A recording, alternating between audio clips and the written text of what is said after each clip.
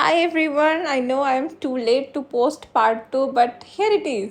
তোমরা জলদি লাঞ্চ করে সেজে গুজে ফার্স্টেই ক্যাব বুক করে নিলাম, কারণ আমরা আজকে যাবো একটা স্পেশাল জায়গায় যেটা যাওয়ার আমাদের অনেক দিনের ইচ্ছা ছিল, আর সেটা হচ্ছে স্টোরি। আর ট্রাস্ট মি, আমার পুরো ফিড জুড়ে শুধুমাত্র এই স্টোরিজেরই জিনিসপত্র দেখতাম, ক্লিপস দেখতাম। আর আমি যেহেতু বই পড়তে ভীষণ ভালোবাসি, আমার তো অনেক দিনের ইচ্ছা ছিল যে আমি কবে এখানে যাবো, আর ফাইনালি আমি গেলাম। তো শুধুমাত্র আমি আর বাসু যাইনি, অর্কও এসেছিল আমাদের সাথে মিট করতে।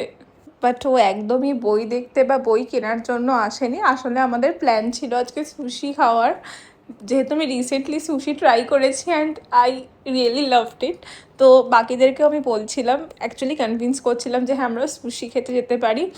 বাট আলটিমেটলি সেইটা হলো না, কারণ আমাদের যে রেস্টুরেন্টে যাওয়ার কথা ছিল ওটা খুলতে অনেক রাত হয়ে যেত। তো আমরা ফাইনালি চলে গেলাম একটা ক্যাফেতে।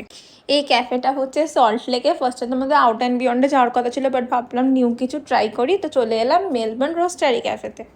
But I thought it was a start up, কারণ আমাদেরকে এরকম একটা পেপার মেনু দিয়েছিল, তো আমার বেশি কিছু এক্সপেকটেশন ছিল না। বাট ট্রাস্ট মি, ওদের খাবার ভীষণ সুন্দর, ভীষণ টেস্টি, ভীষণ ফ্রেশ। আর স্পেশালি কেকটা এত সুন্দর খেতে। যদিও অ্যাম্বিয়েন্সটা আমার খুব একটা ভালো লাগেনি, বাট ফ্রেন্ডসরা ছিল তো ইট ডাজন্ট ম্যাটার। দেন বৃষ্টি শুরু হয়ে গেলো, তো আমরা ফাইনালি একটা রিক্সা নিয়ে চলে এলাম কেষ্টপুর, আর তারপর যে যার বাড়ি চলে গেলাম। That's it. আমার চ্যানেলটা প্লিজ সাবস্ক্রাইব করে দিও এরকম আরও ব্লগ দেখবার জন্য।